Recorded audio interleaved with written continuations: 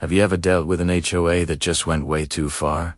I am talking about those busybodies who think the bylaws give them the right to run your life. Well, get ready for a story that takes the cake. This isn't just about lawn maintenance or trash cans. This is about an HOA president. Let's call her Karen, who thought her power extended to arranging her own daughter's marriage. Yes, you heard that right. Stick around, because this story ends with flashing lights and a wedding that got shut down before it even began. So, let's set the scene. I live in one of those perfect suburban neighborhoods. You know the type? Manicured lawns, identical mailboxes, and an HOA that patrols like a private army. The head of this little kingdom was Karen. She had this way of making everyone feel like they were constantly one overgrown weed away from a public shaming. Most of us just tried to fly under the radar, pay Tidwest, trim the hedges, and avoid eye contact at the community pool. Now, Karen has a daughter. Let's call her Lily. Lily was a sweet, bright girl, just about to graduate high school. She was smart, had big dreams of going to college to study veterinary science, and was just a genuinely good kid. We'd all seen her grow up, walking her dog, always with a friendly wave. She was the polar opposite of her mother. While Karen was all about control and appearances, Lily was about passion and following her heart. The trouble started brewing a few months before graduation. We began noticing a new face around the neighborhood. A guy, probably in his late 20s, always impeccably dressed, driving a car that screamed old money. He was always with Karen, never with Lily. He'd be at Karen's house for meetings, and she'd parade him around the neighborhood socials like some kind of prize. We all just assumed he was a business associate, or maybe a distant relative. We couldn't have been more wrong. One afternoon, I was out gardening when I overheard a conversation between Karen and one of her cronies from the HOA board. They were talking about the union and how it would solidify the family's position. I didn't think much of it until I heard Lily's name, Karen said, and I quote, "Lily will learn to appreciate what a good match this is. He comes from a very influential family. This is better than any college degree." My blood ran cold. It sounded like she was talking about a business merger, not her daughter's future. The next day, I saw Lily. She looked miserable. The usual sparkle in her eyes was gone. I asked her if she was excited about graduation and college applications. She just shrugged and mumbled something about her mom having other plans for her. That's when the pieces clicked into place. The fancy car, the influential family, Karen's talk of a union. It was all adding up to something awful.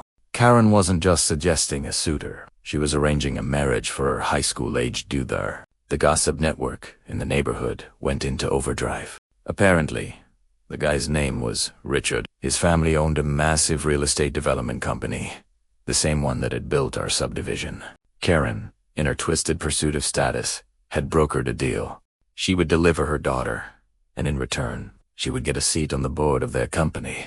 More power, more prestige. It was a transaction, and Lily was the commodity being traded. We all felt helpless. What could we do? It was a family matter, right? But it felt so wrong. Lily was a child, being pushed into a life she clearly didn't want, with a man nearly a decade her senior whom she barely knew. The vibrant, happy girl we all knew was disappearing, replaced by a quiet, sad shadow of her former self. Then, the wedding invitations went out. Not to the whole neighborhood, of course. Just to Karen's inner circle and, presumably, Richard's family. The date was set for the weekend after Lily's high school graduation. It was happening. A full-blown catered wedding was going to take place right in Karen's oversized backyard, turning her home into a venue for her daughter's forced entry into adulthood. Several of us neighbors talked. We were worried sick. We thought about talking to Lily directly, but Karen guarded her like a hawk. We thought about confronting Karen, but we knew that it'd be like talking to a brick wall. One neighbor, a retired lawyer, mentioned that while arranged marriages aren't illegal, forcing a minor into one under duress raises a lot of red flags. Lily was turning 18 just a week before the wedding date, a detail Karen had clearly planned to make it all seem legal. The day of the wedding arrived. It was a beautiful Saturday. Tents were set up in Karen's backyard. Caterers were bustling about, and cars fancier than any I'd ever seen started lining our quiet street. From my window I could see Karen, dressed to the nines, barking orders and beaming with a triumphant smile. It was her coronation day, but then I saw Lily. Through a window, I caught a glimpse of her in a wedding dress, her face pale and stained with tears. My heart broke for her. That was the last straw. A few of us had already decided we couldn't just stand by and watch this happen. The night before, we had pooled our information. They overheard conversations, Lily's visible distress, her age, the whole creepy situation. One neighbor, the one who used to be a social worker, made the call. She didn't call 911. She called the non-emergency police line in Child Protective Services, laying out the entire situation calmly and clearly, emphasizing the potential for coercion and emotional distress. We didn't know if anything would come of it. But as the string quartet in Karen's backyard started playing, so did another, less melodic sound. Sirens, 2 police cars, and an unmarked sedan pulled up right in front of Karen's house. The music screeched to a halt. Guests in fancy hats and suits peered around the tent, confused. Karen's face went from triumphant to thunderous in a split second. She marched to the front of her house, ready to unleash her HOA President fury on the officers. "What is the meaning of this? You are trespassing on private property during a private event," she shrieked. A calm, firm officer stepped forward and said, "Ma'am, we're here to perform a welfare check on a minor.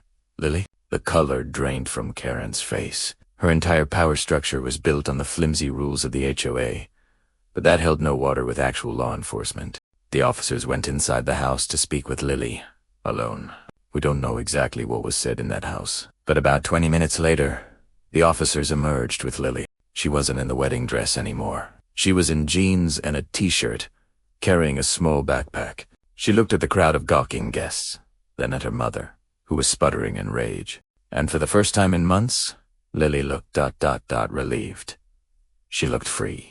An officer escorted her to the unmarked car. A social worker was with her.